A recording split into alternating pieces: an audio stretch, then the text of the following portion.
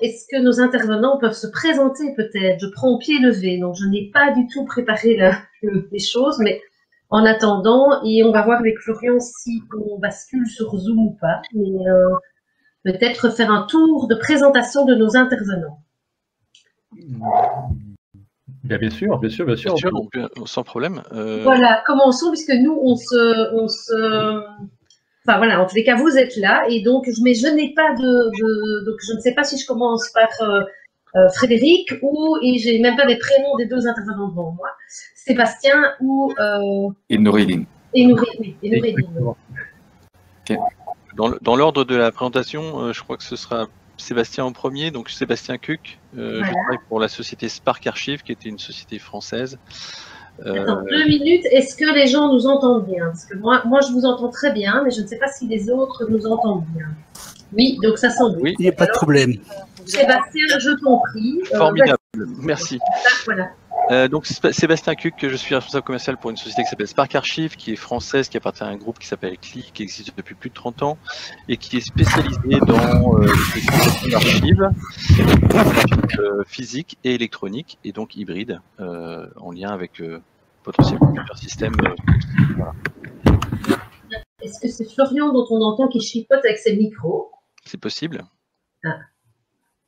Donc voilà, mais donc continue Sébastien, en espérant qu'on n'ait pas de parasites d'autres. Voilà. Voilà, juste pour me présenter, c'est tout ce que j'avais à dire rapidement, et je laisse la main à Noureddine. Très bien, merci Sébastien. Donc moi je me présente, je m'appelle Nordine Lamriri. Je travaille pour la société Everteam. Je sais presque tenté de dire que c'est comme Sébastien, tout pareil, parce que c'est une société qui existe aussi depuis un peu plus de 30 ans, qui est éditeur de logiciels d'archivage, archivage physique, archivage électronique, archivage MIT. Et au sein d'Everteam, mon rôle, c'est de gérer la partie produit, la partie avant-vente. Et je suis ravi. Là, aujourd'hui, malgré les quelques soucis de réseau auxquels on doit faire face, mais qui sont les aléas classiques dans ce type d'événement. Tout à fait, malheureusement. Voilà, merci. Alors. Et Frédéric, bonjour. Bonjour, je suis Frédéric Rossil de la société TalkByte. Nous sommes basés à Gand et nous sommes actifs dans tout ce qui est la gestion documentaire et le contexte aussi, disons, de la numérisation des... principalement, on a travaillé beaucoup dans des contextes de numérisation des postes entrants, suivi de dossiers, tout ça. Et depuis 2010, dans tout ce qui est archivage électronique. Et dans ce contexte-là, on a fait plusieurs projets au niveau belge et aussi international. Et on a développé, ça fait quand même peu de temps, notre propre solution d'archivage qui s'appelle CIO, qui est alignée avec le standard OAS. Très rapidement introduire le sujet. Beaucoup de nos membres en fait se posent la question, se disent ok, effectivement l'archivage électronique c'est bien, on a envie d'y aller. Maintenant on ne sait pas trop comment faire, on ne sait pas trop comment s'y prendre. L'une des premières étapes en règle générale c'est la rédaction du cahier des charges, mais il y a beaucoup de questions qui vont se poser. Des questions de savoir quel logiciel d'archivage électronique on va rechercher, un open source propriétaire. Est-ce qu'on inclut la gestion d'archives physiques ou pas? Les questions liées à l'infrastructure, le stockage, l'hébergement, la solution, la gouvernance aussi, et puis l'intégration business. Et alors, on a encore une couche. Donc, ça, ce sont les deux premières thématiques qu'on va aborder aujourd'hui. Et puis, la troisième thématique qu'on abordera pour terminer, c'est, puisqu'on sait qu'en Belgique, nous avons notre fameux Digital Act, donc qui nous donne un cadre légal, mais qui n'aide pas beaucoup pour le moment, puisque dans l'hérité royale, il n'y a pas une, mais 5 normes qui ont été identifiées, et la task force, dans ses résultats, mentionnait qu'aucune des 5 ne répondait à toutes les exigences. Donc, c'est de voir concrètement comment se mettre en conformité avec ce Digital Act et voir quelle serait l'utilité ou l'utilisation des normes à faire dans un cahier des charges, évidemment. Alors, on va tout de suite commencer par une première question, une première thématique. Ce sont toute la question de l'organisation, les exigences un peu fonctionnelles et organisationnelles. Et je laisserai d'abord la parole alors à Sébastien Cuc pour nous dire un peu de son point de vue quels sont les éléments qui sont importants à décrire d'un point de vue organisationnel dans son cahier des charges pour qu'un prestataire puisse répondre le mieux possible.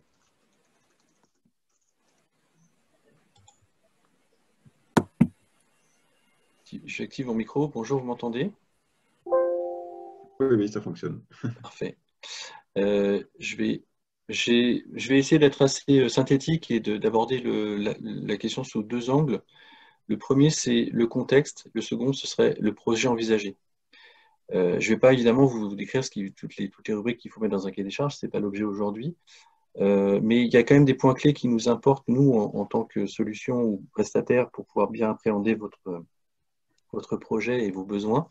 Tout d'abord, ça paraît évident, mais commencez par nous exposer quelles sont les solutions actuellement utilisées pour l'archivage, si elles existent, que ce soit pour l'archivage papier ou électronique.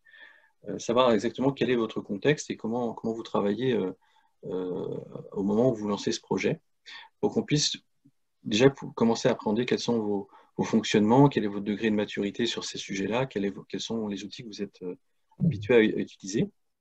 Ensuite, dans le contexte, il y a deux... Pardon? Dans le contexte, il y a un deuxième sujet qui nous importe, évidemment, c'est tout ce qui est description des typologies d'archives que vous souhaitez traiter, que ce soit des archives intermédiaires, que ce soit des archives définitives ou historiques, que ce soit des dossiers du personnel, des contrats, des factures, sachant qu'en fonction de ces typologies, on peut savoir comment on peut adapter le traitement de ces archives et vous proposer la solution la plus adaptée. J'entends quelqu'un qui parle, je ne sais pas si tout le monde m'entend bien. Ça passe très bien, Sébastien. Il n'y a pas de partage d'écran pour l'instant, mais en fait, pour les autres personnes, si vous pouvez mettre en mute votre micro pour éviter les coupures, ce serait parfait. En fait, il n'y aura pas de partage d'écran. On fait simplement à l'oral, c'est ce qui était prévu. C'est pour ça que je ne partage pas, je suis simplement à l'oral pour l'instant.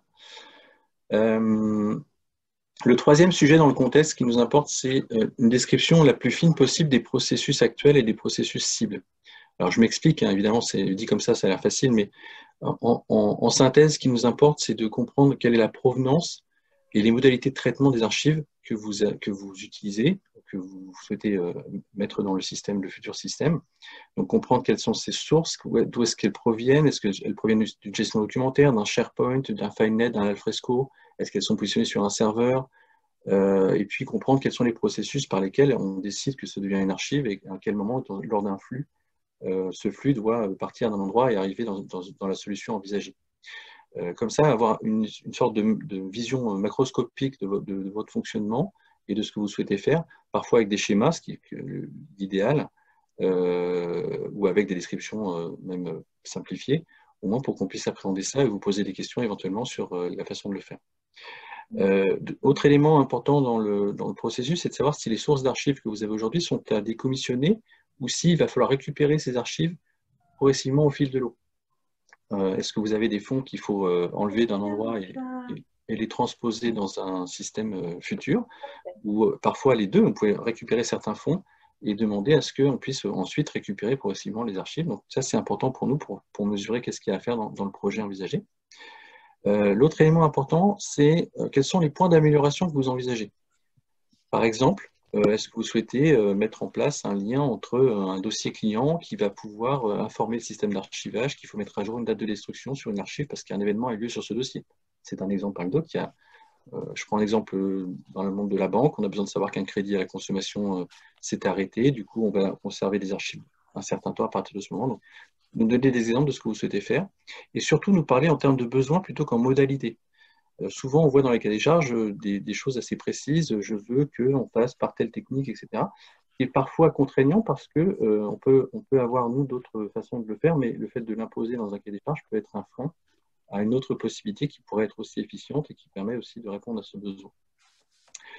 Enfin, les enjeux du projet. Est-ce que vous souhaitez gagner en efficacité? Est-ce que vous voulez simplifier, rationaliser? Ou est-ce que vous voulez simplement pouvoir détruire mieux les archives parce que vous voulez mieux maîtriser leur conservation? Ou est-ce que vous avez uniquement une obligation réglementaire? Ou est-ce que vous voulez simplement économiser de l'argent parce que vous voulez rationaliser plusieurs systèmes existants en un seul? En fait, quelles sont les motivations? Alors, elles peuvent se cumuler, bien entendu. Elles peuvent être hiérarchisées, ce qui est plus facile à comprendre pour nous également. L'existence ou non d'une politique d'archivage ou des plans de classement. En gros, quels sont vos référentiels? Est-ce qu'ils existent? Est-ce qu'ils sont matures? Est-ce qu'ils sont exploitables directement dans le projet que vous envisagez? Et enfin, dans le contexte, quelles sont les populations cibles qui vont utiliser le système et par quel canal? Est-ce qu'elles vont passer par l'intranet? Est-ce qu'elles vont devoir passer directement par l'interface de l'outil?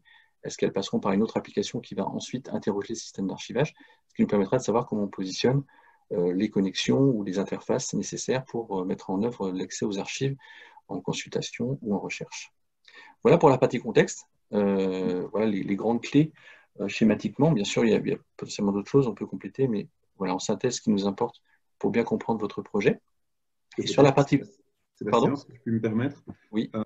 Tu as, juste pour pas qu'on avance trop loin, mais tu as mentionné le fait de ne pas mettre des modalités, mais plus de vraiment parler en termes de besoins. Est-ce que tu pourrais peut-être donner quelques exemples, parce que tu mentionnais que tu avais déjà vu ça dans certains cahiers des charges? Oui, on a vu par exemple des clients qui nous expliquent qu'ils veulent pouvoir mettre en place des requêtes SQL de tel type pour avoir telle réponse à telle demande.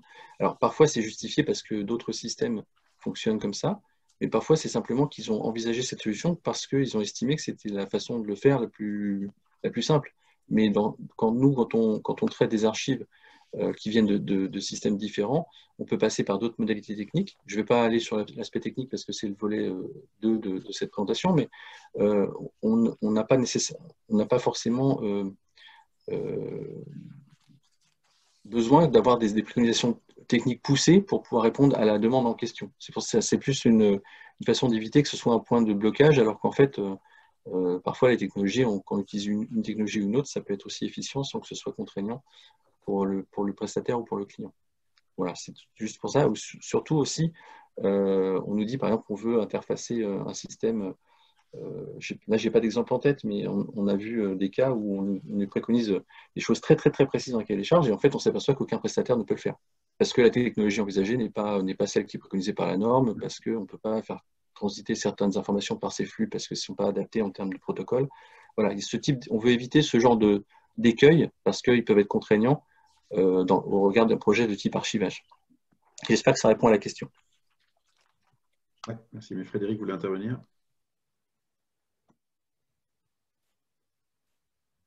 Je n'entends pas Frédéric.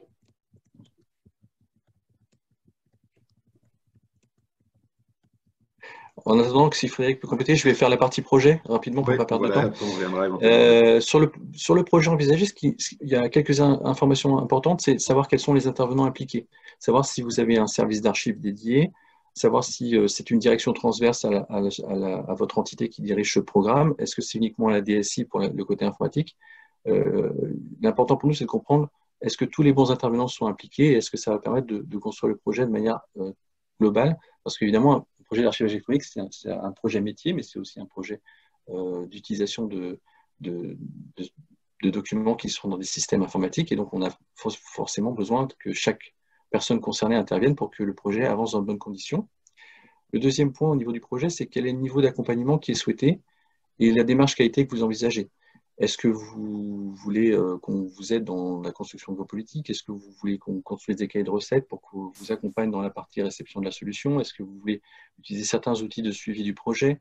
Est-ce que vous voulez qu'on réalise tous les tests ou est-ce que vous voulez en réaliser une partie de votre côté? Voilà, savoir un peu si vous avez certaines exigences. Certaines grandes organisations ont des exigences particulières pour mener leur projet. C'est important pour nous de savoir. Okay. Est-ce que vous m'entendez? Oui. Oui, vas-y. Ok, ça va. Génial. Disons, ce qu'on voit presque toujours dans les cahiers de charges et surtout dans le secteur public, c'est qu'il y a une longue liste des spécifications très détaillées au niveau technique et fonctionnel, mais ce qui manque principalement dans presque tous les cahiers de charges, c'est simplement quel est le but fonctionnel, quel est le but du projet, qu'est-ce que vous voulez atteindre. Et avec ça, disons, ce que je veux dire, disons, parce que des fois, il y a une très grande différence entre l'archivage par exemple, est-ce que c'est pour archiver des contrats, est-ce que c'est pour archiver des registres, disons, ou est-ce que c'est pour archiver et mettre à disposition des images, des photos et tout ça. Est-ce que c'est nécessaire d'avoir du force probante pour des contrats digitales signés, par exemple? Est-ce que c'est de l'archivage pérenne? Est-ce que c'est nécessaire d'avoir ce que nous on appelle du live archiving, c'est-à-dire, disons, avoir quelque chose immédiatement à disposition dans un autre système? Est-ce que c'est des décommissionnements des systèmes? Disons, et là, ça, c'est très fréquemment quelque chose qui manque, disons, le contexte fonctionnel, l'objectif du projet. Et ça, c'est très facile à ajouter à un cahier, disons, d'abord de donner un peu le contexte, expliquer comment vous fonctionnez à l'heure actuelle, et puis, disons, qu'est-ce qu'on veut faire avec ce projet. Parce que si c'est purement les points techniques, disons, tout le monde va simplement, comment dire, mettre les cases et tout ça et répondre dans beaucoup de cas oui. Mais à la fin, disons même avec une solution qui répond peut-être à 100% à tous ces besoins, vous n'allez pas arriver à mettre en place une solution qui tient la route et qui va vous permettre à résoudre le problème que vous envisagez. Ok, merci. Je pense que j'en ai abordé une partie, mais c'est bien d'avoir insisté sur ce point, effectivement, comprendre quels sont les usages, et c'est ce que je voulais dire en parlant de modalités de traitement des archives et objectifs et enjeux, c'est bien comprendre quel est le fonctionnement que vous voulez atteindre et comment vous voulez pouvoir traiter ces documents-là. Je vais essayer d'aller rapidement à la conclusion pour ne pas monopoliser le temps.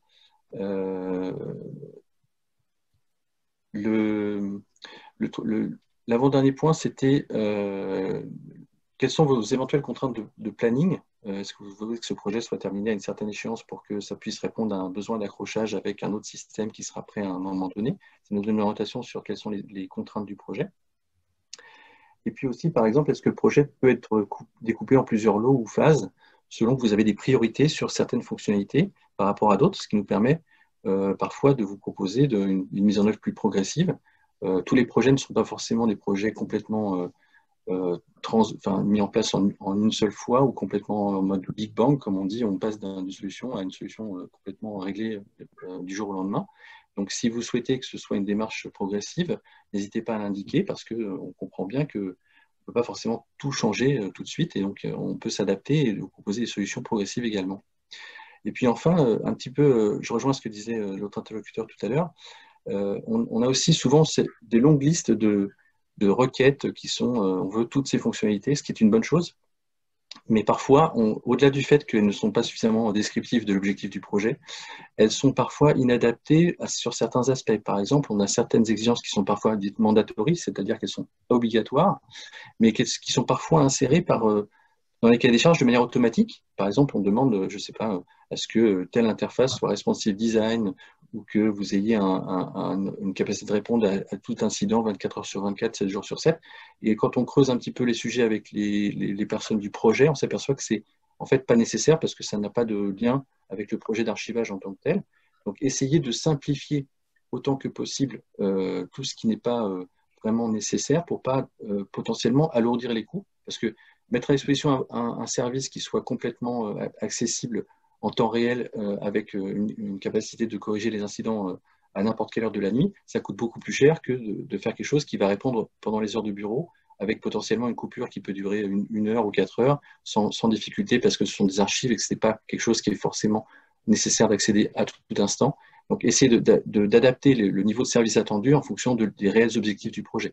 Parfois, évidemment, on a besoin d'avoir ce 24 heures sur 24, mais ce n'est pas toujours requis. Donc, faites attention à ce que votre demande soit adaptée à vos réels besoins. Voilà, c'était en synthèse, en quelques minutes, ce que je pouvais dire sur ce premier sujet. Si vous avez des questions, évidemment, elles sont bienvenues. Ouais, super, merci. On va peut-être laisser la parole éventuellement à Noureddine, si tu veux compléter ce qui a déjà été dit. Il y a beaucoup de choses qui ont été dites par Sébastien et Frédéric, qui grosso modo ont permis de brosser les principaux points d'attention sur la partie organisation. Peut-être l'autre point sur lequel j'insisterai est sur la nécessité de faire un cahier des charges qui est le reflet de la réalité de votre contexte. C'est tout à fait vrai. Voilà. C'est-à-dire que dans la plupart des cas, je remercie Christian qui me demande d'ouvrir ma caméra, salut Christian. Dans la plupart des cas, ce qui se passe, c'est qu'on a des cahiers des charges qui sont finalement très éloignés de la réalité du projet, en fait. C'est-à-dire qu'on discute avec, par exemple, l'interlocuteur commercial chez nous et avec l'équipe projet qui nous explique un petit peu le projet à venir. Et puis on reçoit le cahier des charges et on se dit, mais ce cahier des charges, il n'a aucun rapport avec ce qu'on a entendu et avec ce que le projet semble vouloir être. Donc ça revient finalement à des points qui ont déjà été évoqués autour de la nécessité d'insister sur les spécificités propres à bien mettre en place. Mais j'insiste là-dessus parce que vous trouverez beaucoup de cahiers des charges exemples où vous échangerez entre vous des cahiers des charges, où vous ferez appel à des prestataires qui vont vous aider à écrire des cahiers des charges, mais qui vont avoir tendance à faire de la réutilisation de travaux qu'ils avaient fait pour d'autres clients. Et donc derrière, il ne s'agit pas de produire un document volumineux qui décrit un SAE, qui puisse décrire vraiment votre contexte. C'est ça. Le deuxième point qui me paraît important aussi, c'est de trouver le bon équilibre entre la description de fonctionnalités unitaires et la description de cas d'usage. Sébastien l'a un petit peu évoqué dans l'aspect modalité. Effectivement, lorsqu'on décrit, par exemple, un cas d'usage, on peut se retrouver dans une situation où l'éditeur répond à l'objectif, mais pas à la manière de l'atteindre. On va nous imposer une session d'écran, etc., alors que notre produit le fait différemment. Donc ça, c'est dommage, parce que finalement, on se retrouve dans des situations où il y a une incompatibilité entre un produit qui atteint l'objectif que vous voulez, peut-être même parfois de manière plus élégante, parce qu'il y a une expérience de l'éditeur par rapport à ces problématiques, et la manière dont c'est décrit dans le cahier des charges qui est finalement très cadré et qui nous demande de dire oui ou non finalement à un enchaînement d'écran qui ne correspond pas à la manière dont fonctionne le produit. Et d'autre part, une autre approche que vous pourriez avoir, dire on va pas tomber dans ce piège, on va faire une liste de fonctionnalités unitaires. Là, c'est un autre problème, c'est que vous pouvez tomber sur une situation où finalement, on peut contorsionner votre besoin et dire qu'on couvre, alors qu'en réalité, on ne couvre pas vraiment. C'est-à-dire que vous dites, moi, je veux une fonction de notification, je veux une fonctionnalité de modification des métadonnées, je veux une fonctionnalité, par exemple, de changement des libellés de mes champs. Mais quand vous les indiquez, ces trois fonctionnalités-là, vous imaginez un cas d'usage bien précis. Et nous, quand on y répond en pensant au cas d'usage bien précis que le produit permet de faire. Et en réalité, il n'y a pas de compatibilité entre l'interprétation de ces fonctionnalités unitaires vues par le client et vues par l'éditeur. Ce qui fait qu'ensuite, quand on présente le produit, le client dit « mais attendez, ce n'est pas ce que j'ai demandé ». Et on peut lui dire « mais attendez, vous nous aviez demandé cette fonction unitaire, on le fait, cette fonction unitaire, on l'a fait, et la troisième, on l'a fait aussi ». Et donc, il faut trouver le bon équilibre entre un cadre trop contraignant qui finalement laisse peu de place aux éditeurs et un cadre trop finalement souple de fonctions unitaires. Alors, je ne dis pas que c'est un exercice simple, hein, mais c'est nécessaire. Et le dernier point sur lequel je voulais insister, hein, c'est bien sûr des choses qui ont été dites, mais je réinsiste dessus parce que je pense que c'est vraiment important, c'est de mettre le bon niveau de précision. De manière générale, il faut se mettre… Alors, moi, il y a quelque chose que je veux dire en toute transparence, que je déteste quand j'interviens chez des prospects et chez des clients, c'est quand je sens qu'en face, la relation qui s'établit, c'est une relation client-fournisseur. C'est-à-dire, je suis le client, j'ai toujours raison, vous êtes le fournisseur, en cas d'ambiguïté, c'est vous qui avez tort. La réalité, c'est que moi, je crois au bon sens et je crois en la raison. C'est-à-dire qu'il faut se mettre à la place du prestataire quand on écrit un cahier des charges. On ne peut pas lui demander une chose impossible et espérer qu'il réponde de manière convenable. C'est-à-dire que si on lui demande de reprendre ses données, on ne donne pas les volumétries, on ne donne pas les traitements appliqués sur les données, on ne donne pas le nombre de colonnes, est-ce qu'on reprend les règles de gestion ou pas, et sans forcément apporter plus de précision, on lui dit qu'il faut qu'il chiffre ça dans une prestation, vous pouvez être sûr que la réponse va être mauvaise. Elle va être mauvaise et quelqu'un devra payer les pots cassés, ça c'est absolument certain. Donc c'est très important de donner un bon niveau de précision et la seule manière de le faire, c'est de se mettre à la place de celui qui va réaliser la prestation. Même si on n'a pas le même niveau de compétence, par le bon sens, on devine bien que si on ne lui a pas donné toutes les informations, il ne pourra pas y arriver. Voilà. Et ça, c'est une grande lacune de beaucoup de cahiers des charges où, quelque part, on se réfugie parfois dans une explication qui peut être succincte, qui est le maximum de ce qu'on a pu obtenir en interne, parce qu'on a une relation difficile, par exemple, avec l'informatique, et on envoie ça en espérant que le prestataire, par magie, va trouver les réponses. Il ne trouvera pas les réponses. Ça peut être une bonne conclusion, effectivement, excuse-moi Noureddine, je te coupe pour qu'on puisse avancer. Pas de souci. Mais je pense qu'effectivement, ça peut être une bonne conclusion de cette première section. C'est comme les différents intervenants l'ont dit, c'est bien de définir tout votre contexte organisationnel, toutes les relations qu'il y aura, de bien expliciter aussi ce que vous voulez faire, donc la vision, les différents use cases, etc. Et de penser aussi de vous mettre à la place du prestataire, puisque le rôle du prestataire, quand il va rédiger sa réponse, c'est de se mettre à votre place. Donc, il faut faire l'exercice inverse quand on rédige le cahier des charges. Donc ça, c'était pour la première partie, plutôt d'un point de vue organisationnel, description du contexte.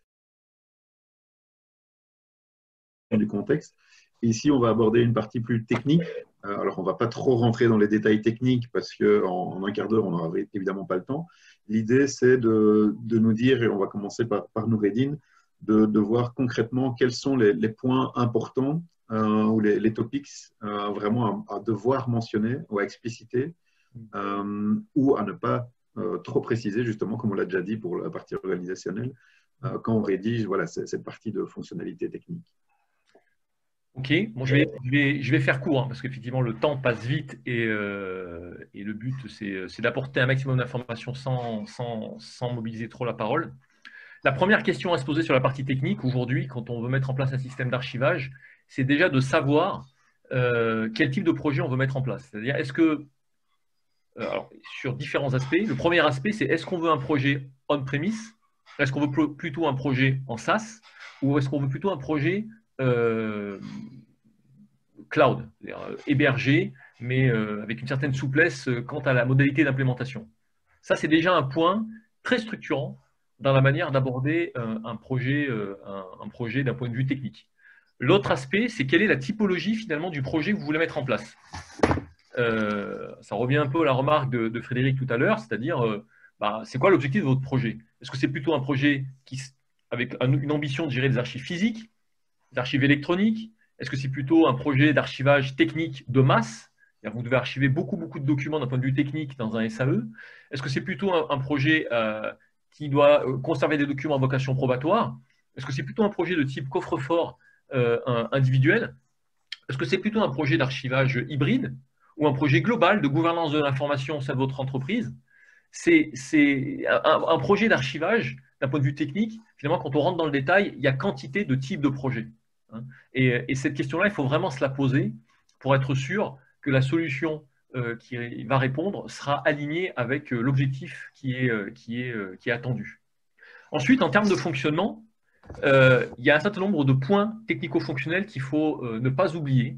Alors, je vais les lister et juste mettre quelques points d'emphase, mais ce sera assez rapide, donc il faudra peut-être regarder la vidéo une deuxième fois pour être sûr d'avoir bien tout entendu.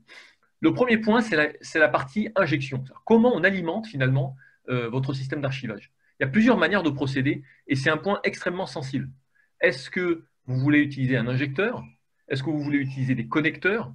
Est-ce que ce sera principalement du dépôt manuel qui sera opéré par des collaborateurs? Est-ce que ce sera du dépôt unitaire? Est-ce que ce sera du dépôt en masse par lot? Tout ça est très important et doit être clairement décrit et explicité. Ça peut être vous pouvez avoir un projet SAE qui est principalement destiné à être interfacé avec SAP, avec un ERP. La plupart des acteurs qui n'auront pas ce connecteur ne pourront pas se positionner sur ce projet. Et tout ça pourquoi? Uniquement à cause de la source qui fournit les documents. Le deuxième point, c'est la préparation des documents qui vont être archivés. Les documents qui vont être archivés, c'est très rare dans la vraie vie que les documents qui se trouvent dans l'application source puissent être en l'état, être archivés dans le SAE. Il faut parfois faire une conversion de format, il faut parfois extraire de la métadonnée, il faut parfois faire de l'enrichissement, parfois faire du contrôle. Et donc, ces traitements de préparation doivent être bien intégrés et bien inclus. Il ne faut pas du tout être dans une vision théorique et essayer de s'inscrire dans la réalité de son système d'information et des documents que l'on reçoit aujourd'hui. Ensuite, au sein du système, on va avoir un certain nombre d'îlots fonctionnels qui vont être importants. Un des premiers points importants, c'est les fonctions de gestion. Qu'est-ce que vous attendez en termes de gestion des versements, gestion des communications, gestion des éliminations? Est-ce que c'est géré au travers de workflows? Quelle est la complexité de ces workflows? Quels sont les acteurs impliqués à chacune de ces étapes? Quels sont les échanges à prévoir avec l'extérieur au sein de ces différents processus? Ça, c'est extrêmement également important et va se poser la question de disposer d'outils qui sont très rigides et qui proposent des étapes de traitement non paramétrables et d'autres qui peuvent être diamétralement opposés, qui eux proposent carrément un moteur de workflow qui permettra de complètement s'adapter à votre contexte. Ça a été évoqué par Sébastien, il y a aussi la notion de référentiel de conservation. Le référentiel de conservation, c'est une notion qui est très importante parce que c'est finalement cette partie-là qui permet de faire le lien entre l'écosystème réglementaire, législatif, normatif auquel est imposée l'institution avec les archives que vous stockez très concrètement. C'est dans ce référentiel de conservation, qu'on appelle parfois tableau de gestion, vous allez lister finalement les différentes typologies documentaires ou familles documentaires avec les règles de gestion qui s'appliquent, notamment la durée de conservation. On peut trouver d'autres règles également qui y sont ajoutées. Et ce référentiel doit être un module suffisamment complet pour répondre à vos problématiques. Et là, c'est pareil, on peut avoir des modules extrêmement variés avec des niveaux de complexité ou de richesse qui sont très différents et qui pourtant se dénomment exactement de la même manière. Donc là, il faut avoir une vision assez précise de ce qu'on attend. La partie gestion des magasins, si vous gérez des archives physiques, comment vous voulez gérer le stockage physique de vos archives? Est-ce que c'est par le biais d'un tiers archiveur? Est-ce que c'est en stockage local? Quelles sont les unités de conditionnement? Est-ce que vous gérez uniquement des notions de boîte, des notions de dossier, des notions de conteneurs? Jusqu'où vous allez dans la description? Est-ce que vous allez jusqu'à la pièce, jusqu'au dossier, jusqu'à la boîte? Donc tout ça, c'est des éléments qui doivent être décrits et on doit également très clairement indiquer les modalités de gestion logistique. Est-ce qu'on veut fonctionner avec une application mobile? Est-ce que ce n'est pas nécessaire et on fonctionne uniquement avec des bordereaux? Donc tout ça doit être décrit de manière très précise. Est-ce qu'on travaille avec des codes à barres ou pas? Donc élément également à bien préciser. Il y a les aspects autour des statistiques, qui est très important. Je ne rentrerai pas dans le détail, mais pour valoriser votre activité et la suivre, les statistiques, c'est très important et il y a grande variété de possibilités et de niveaux de couverture en fonction des produits. La problématique du stockage aussi. Quand vous êtes sur des documents électroniques, il va falloir vous poser la question sur le stockage. Est-ce que vous voulez stocker en interne? Est-ce que vous voulez stocker sur le cloud? Quels sont les niveaux de sécurisation que vous voulez mettre en place au niveau de ce stockage? Aujourd'hui, il y a une grande variété de solutions qui existent. Et donc là-dessus, bien évidemment, il faudra se poser la question. Il y a des aspects techniques qui y sont directement liés et également des aspects réglementaires qui y sont rattachés. Un système d'archivage, c'est également la prise en compte des besoins des utilisateurs finaux. C'est très souvent négligé, on croit toujours que c'est un outil back-office, alors que ce n'est plus du tout le cas. Il faut vraiment s'interroger sur en quoi l'outil peut être un outil de promotion de l'institution, parce qu'il est moderne, parce qu'il est facile d'utilisation.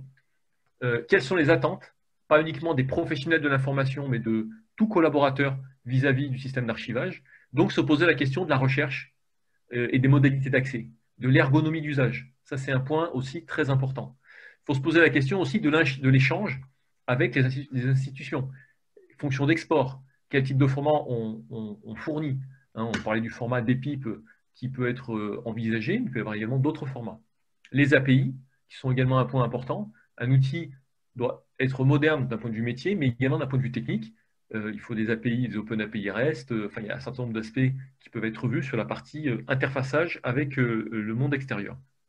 Là, on voit les principales fonctionnalités techniques au sein du SAE.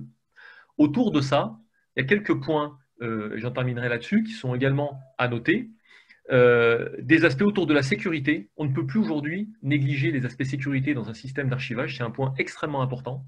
Des aspects autour de la gestion de la donnée personnelle et des aspects autour du RSE, tout ce qui est lié à la responsabilité sociétale des entreprises.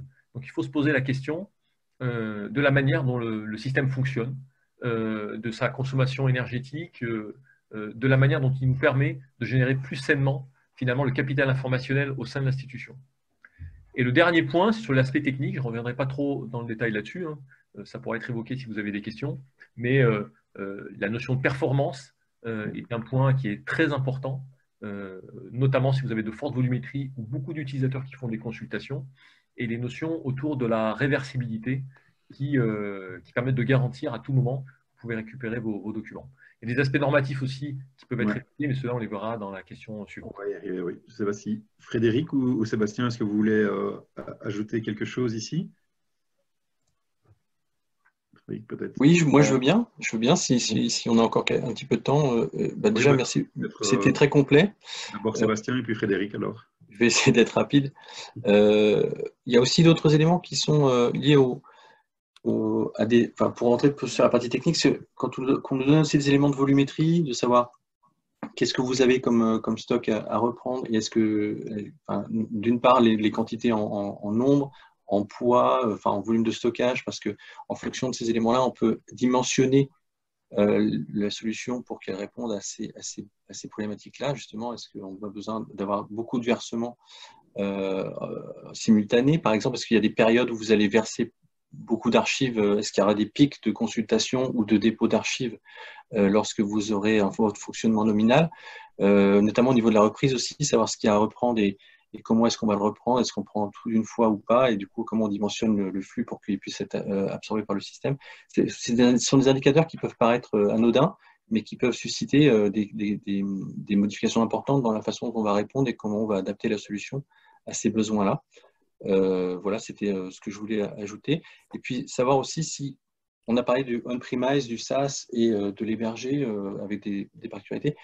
Lorsque vous souhaitez le faire en mode on-premise, n'hésitez pas à donner un petit peu d'informations sur vos capacités internes, sur les types d'environnement que vous êtes capable d'absorber techniquement, si votre DSI a des préconisations particulières, pour qu'on voit si on est dans ces critères-là ou est-ce qu'il faut adapter aussi la solution techniquement à certaines exigences qui pourraient être de votre côté et sur lesquelles on doit avoir une attention.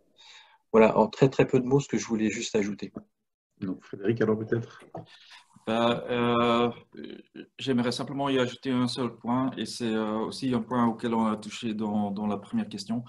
C'est aussi dans l'environnement technique, il faut toujours, il faut jamais perdre de vue l'utilisation et le groupe d'utilisateurs de la solution.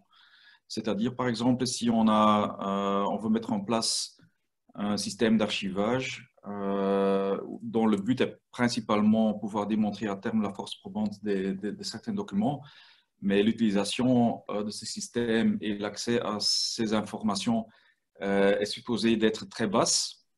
Alors là, à ces moments comme ça, disons, ça n'a pas de sens de demander une autre disponibilité de ce système et des temps de réponse hyper rapides. Parce que les gens sont des fois pas conscients du fait ou du coût réel de ce que coûte par exemple un terabyte géré, backupé et en haute disponibilité. Disons, il y a c'est quelque chose qu'on voit des fois, surtout dans le secteur public, qu'on n'a pas une vraie idée d'un coût d'un système de stockage. Et disons, si on a des besoins comme ça qui ne correspondent pas à la vraie utilisation, ça peut avoir un impact gigantesque sur le coût derrière. Je rejoins tout à fait le point. Juste très rapidement, on a vu récemment un cahier des charges en Belgique où il y avait une exigence très forte sur plein de critères tels que la disponibilité, les volumes, etc. Et le budget de l'appel d'offres n'était pas du tout en rapport avec les réels coûts que pouvait entraîner ce type d'exigence. Donc dans ces cas-là, il faut que vous essayez de vous renseigner un petit peu avant auprès des prestataires pour qu'on puisse vous dire, selon les critères que vous souhaitez, les impacts que peuvent avoir ces exigences-là sur les coûts et savoir s'ils sont vraiment utiles pour votre projet. Je pense que c'est une clé importante. Il est important de se renseigner sur les pratiques du marché en amont pour ne pas se retrouver complètement décalé entre vos exigences et ce que vos capacités budgétaires peuvent absorber pour répondre à ces dites exigences par rapport à ce que peuvent faire les différents opérateurs du marché. Ce n'est pas forcément une société ou une autre, mais il y a quand même des coûts qui sont existants et on ne peut pas forcément les diminuer de manière facile. Voilà, facilement. Merci. Donc effectivement, on voit que pour ces exigences techniques, là où parfois on aurait tendance à se dire ça se cantonne à de la technique pure et de demander à son service IT de nous fournir un peu un état des lieux et des informations très pratico-pratiques sur ce qui est possible, mais il faut essayer effectivement d'avoir une vision long terme, de savoir ce qu'on veut et de pouvoir évaluer concrètement. Et donc on en revient un peu à ce qu'on disait aussi dans la première partie, hein, définir un peu sa vision, ce qu'on veut, c'est use case, qui est très important et qui aide un prestataire. Donc ici, on aborde tout doucement la dernière partie. La dernière partie, c'était un peu effectivement de savoir, on a beaucoup parlé du Digital Act en Belgique, donc la loi du 21 juillet 2016 maintenant, ça remonte un petit peu. Cette loi, elle est entrée en vigueur, elle existe, elle est déjà, si on écoute le SPF Économie et son juriste, elle est déjà d'application, donc tout le monde peut déjà utiliser cette loi ou être en conformité à cette loi. Sauf qu'on ne sait pas concrètement comment y aller. Et donc, dans l'arrêté royal, derrière, il y a une série de normes qui ont été identifiées. Et donc, ici, une question qu'on reçoit souvent des membres de l'association, des gens qui travaillent sur cette réflexion sur le cahier de charges, c'est de se dire, mais concrètement, qu'est-ce qu'on doit mentionner dans un cahier des charges? Comment on peut mentionner une ou plusieurs normes? Est-ce qu'on doit demander une certification? Voilà, comment utiliser ces normes? Et donc ici, je te laisserai peut-être la parole à Frédéric, qui a aussi suivi le dossier, évidemment, en Belgique, pour donner un peu voilà, ce qui, pour lui, est important de mettre dans son cahier des charges et comment utiliser ce cadre légal et ce cadre normatif. Merci, Florian. Disons peut-être quand même un peu expliquer le contexte du Digital Act en Belgique. Alors, dans le règlement eIDAS, disons de 2014, l'article 34 mentionnait explicitement si on veut démontrer la valeur probante des documents signés en digital, qui avaient signé avec des signatures qualifiées, qu'il faut les archiver dans un archive qualifié. Disons, c'est-à-dire livré par un prestataire de services de confiance qualifié. Et avec la transposition du règlement eIDAS en Belgique, en 2016, on a tenté avec le Digital Act de définir alors à quoi est-ce qu'il faut correspondre comme prestataire de services d'archivage. Et dans la loi et avec tous les articles, disons, on est resté à un niveau très abstrait, dont le but, avec l'arrêté royal, où on a essayé d'expliciter les normes. Le problème, comme avec les différentes normes qui ont été mentionnées, c'est que ce n'est pas tout clair pour tout le monde à quelle norme est-ce qu'il faut adhérer. Et pour ça, disons, le but était aussi d'établir des schémas de certification et de certifier ou d'accréditer certains acteurs pour pouvoir certifier les solutions. Mais jusqu'à présent, c'est toujours pas le cas. Alors, ça veut dire qu'on se trouve dans un certain flou où malgré le fait que pour certains secteurs, par exemple dans les secrétariats sociaux, dans les RH, où il y a déjà une obligation d'archiver certains types de documents de façon qualifiée. Alors, ça veut dire que ces gens, d'un côté, ils sont obligés à le faire de façon qualifiée, mais de l'autre côté, il n'y a pas de moyen de faire qualifier ou certifier la solution, ce qui est assez problématique. La seule chose que je peux mentionner là, ou le seul conseil que je peux donner à ce niveau-là, c'est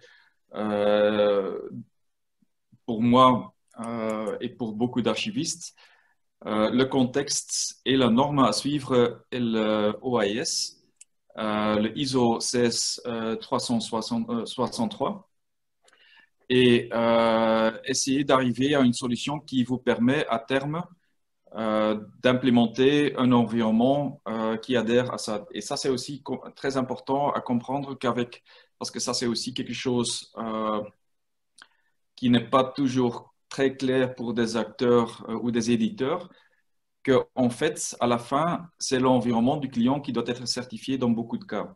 C'est pas la solution technique parce que beaucoup de paragraphes ou des fonctionnalités qui sont explicitées dans les normes, en fait, ne doivent pas toujours être implémentées grâce à une solution technique, mais des fois grâce à des procédures ou même des procédures qui ont été décrites dans certains documents, mais aussi dans des contrats. Et ça, c'est aussi quelque chose qu'on voit des fois dans des cahiers de charges, qu'on demande vraiment de démontrer comment est-ce que vous allez faire appel à telle et telle fonctionnalité, malgré le fait qu'en fait, c'est la responsabilité du client qui va gérer ou qui est censé de gérer ses archives. Ça, c'est un aspect qui est quand même très important là-dedans. Et un autre élément qu'on voit aussi souvent sur le marché belge, c'est que dans beaucoup de contextes, les gens, comment dire, passent trop facilement à côté de la loi. C'est peut-être un peu typique belge, mais par exemple, c'était encore récemment, c'est très récent parce que je les reparle ce soir, mais l'exemple, c'est un hôpital qui veut signer des documents de consentement, par exemple, des patients, et il veut mettre en place une solution pour laisser signer le client, le patient, de façon qualifiée. Et quand on mentionne l'archivage de ces documents, la réponse est « Ah, on va vite faire ça, on va intégrer ça dans notre portail et on va mettre ces documents à disposition de nos patients. » Alors, en faisant ça, ils ne s'en rendent pas compte qu'à ce moment-là, ils se comportent comme fournisseurs de services de confiance et en réalité, qu'ils doivent mettre en place un archive qualifié qu'ils doivent laisser certifier. Et ça, c'est quelque chose, ce n'est pas que là où on voit ça aussi dans des contextes, pas seulement dans le secteur public, mais aussi dans le secteur privé, où on voit plusieurs startups qui disent très facilement, on va mettre ça à disposition comme un archive pour nos clients et ils auront accès via l'app à ces documents-là, mais par exemple, ce sont des extraits de comptes ou des factures qui ont été numérisées, qui mettent à disposition de ces façons-là, mais derrière, si on suit les règles du Digital Act, ils sont censés de mettre en place un système d'archivage qualifié.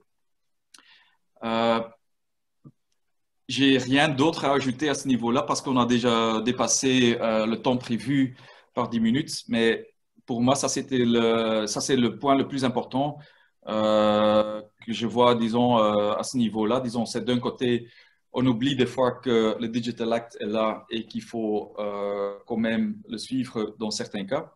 Et de l'autre côté, disons qu'on se retrouve toujours dans la situation compliquée dans laquelle il n'y a toujours pas de schéma de certification pour les archives.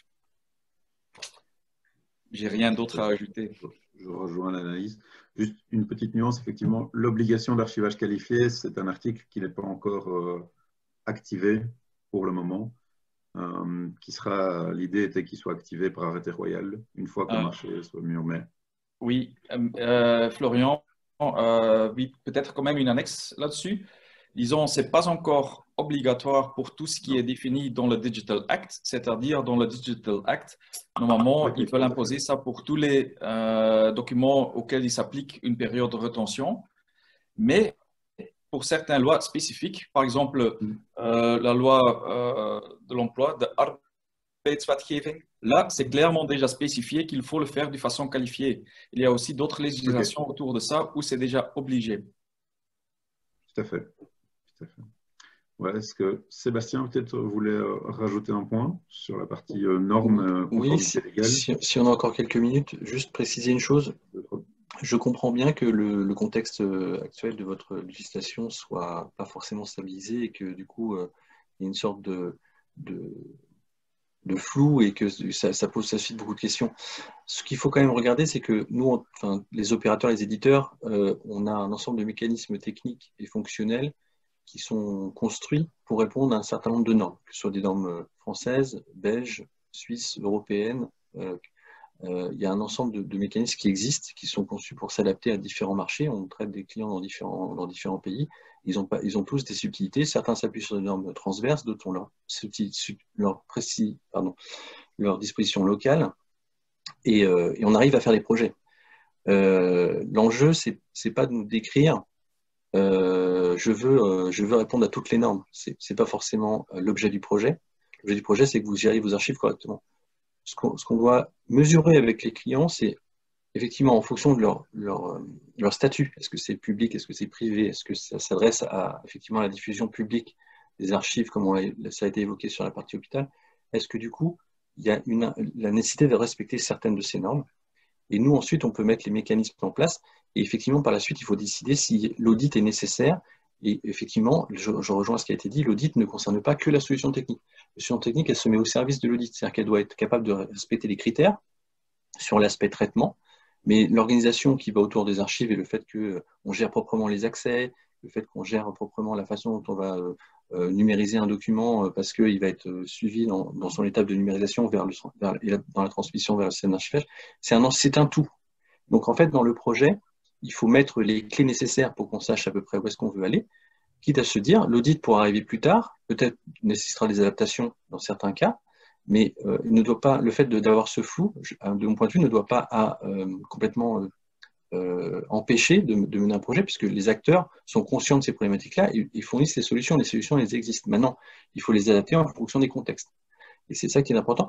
Et dernier point, on a vu des cahiers des charges, pas nécessairement en Belgique, mais un peu dans notre expérience, où les gens ont réécrit la norme dans le cahier des charges. Ce qui n'est pas une nécessité, parce que nous expliquer ce que c'est que l'OAIS, ce que c'est que le calcul d'une empreinte lorsqu'on fait un versement, ce que c'est un SIP, ça n'a aucun intérêt, puisque c'est des choses qu'on fait naturellement dans les produits. En revanche, ce qui est intéressant, c'est de savoir à quel moment on les active, à quel moment on les récupère et comment on les traite. Mais le fait que ce soit un AIP ou un SIP, ce n'est pas forcément l'important à décrire dans le cahier des charges. L'important, c'est de comprendre, oui, je veux respecter les normes, et nous, on les respectera en tant qu'éditeur ou opérateur, mais ce n'est pas ça qui va nous intéresser dans le cahier des charges, en fait. Pour être précis, c'est pas le fait, la norme ne doit pas être le principal élément de cahier des charges, en aucun cas. En tout cas, c'est notre expérience.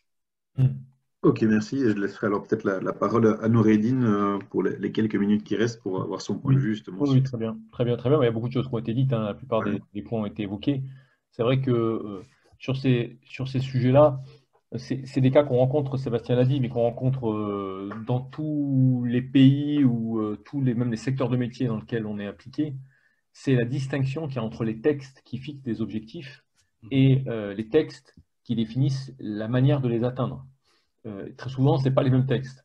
Donc, et ça, c'est très important. Et la plupart du temps, ce qui intéresse les éditeurs, c'est surtout les textes qui permettent d'atteindre. Ah oui, excusez-moi. C'est plutôt les textes qui vont permettre d'atteindre des objectifs. Prenons un exemple. Vous avez, ça nous arrive dans tous les domaines. Hein. Prenez le Digital Act. Dans le Digital Act, on va avoir des objectifs qui sont à atteindre. De quelle manière on attend que les archives soient gérées et quel résultat on en attend. Par contre, les modalités pour atteindre ces objectifs, il faut les chercher ailleurs. C'est pour ça qu'il y a une task force qui a travaillé sur le sujet et qui a déterminé finalement des normes qui pouvaient aider à atteindre ces objectifs. Nous, en tant qu'éditeurs, comme l'a dit Sébastien, notre objectif, ça va être de se consacrer sur ces normes-là. L'ISO 14721 ou 14641 ou même d'autres normes qui sont des normes très pragmatiques et qui peuvent être implémentées au niveau logiciel, on va les intégrer. Et l'intérêt, c'est que derrière, elles permettent, et c'est ça le point important, elles permettent de faire gagner du temps. Parce que finalement, vous pouvez tout à fait demain avoir un cahier des charges où deux prestataires vous disent qu'ils répondent au même projet, mais si l'un des deux a implémenté finalement un certain nombre de standards et les a intégrés by design, c'est-à-dire vraiment par conception, nativement, il y a tout un ensemble de fonctionnalités qui seront très importantes pour atteindre les objectifs de votre projet, que vous n'aurez pas, entre guillemets, à spécifier, à piloter, à développer. Elles seront portées par l'éditeur, elles seront portées de version en version, et vous n'avez, entre guillemets, qu'à réaliser les modalités de certification ou les aspects organisationnels, documentaires propres à votre contexte local, sans forcément vous interroger sur la partie technologique. Ce n'est pas une mince chose, hein, parce que la plupart du temps, ça pose de grands problèmes. Les éditeurs de SAE, aujourd'hui, sur toutes ces thématiques-là, c'est sur ces sujets-là qu'on se concentre.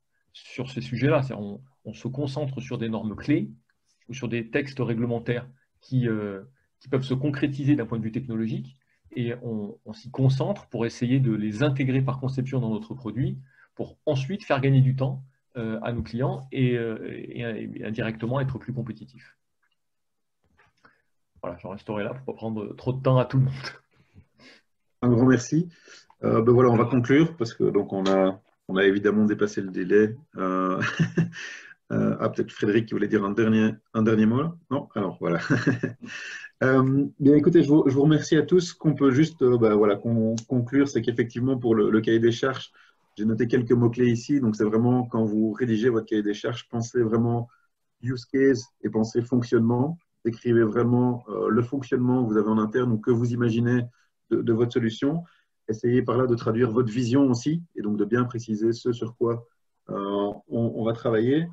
Au niveau technique, donc de peut-être pas toujours être trop précis dans les types de technologies employées, puisque c'est un peu le rôle justement du prestataire de service de vous dire, bah, tiens, nous, pour répondre à tel besoin, on va plutôt utiliser telle ou telle solution.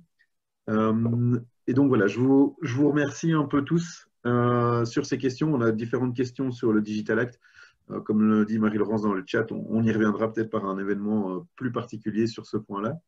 Moi, je vous donne rendez-vous pour tous ceux qui le souhaitent, du coup, le 14 janvier pour le prochain webinaire où, je vous le promets, il n'y aura plus de soucis techniques, parce que je n'aurai plus la main, donc c'est déjà un problème de régler. C'est une bonne raison. En tout cas, ici, le souci était là. On vous donne aussi déjà, notez la date donc, du 6 mai 2021, qui sera la date du salon Préserve Info de la ALD. Merci beaucoup à tous et bonne journée. Merci. Au revoir. Merci à tous. Au revoir et merci.